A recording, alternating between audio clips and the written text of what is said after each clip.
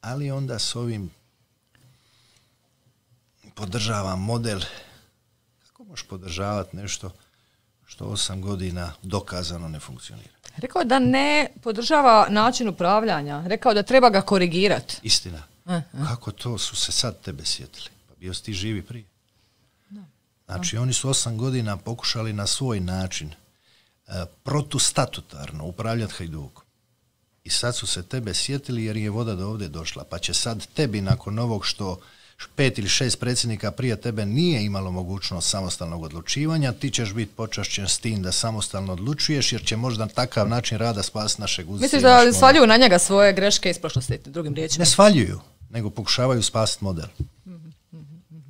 On će biti prvi predsjednik, vjerojatno, koji će imati samostalnost u upravljanju i odlučivanju, iz tog razloga da bi oni spasili model, ovo je zadnja šansa.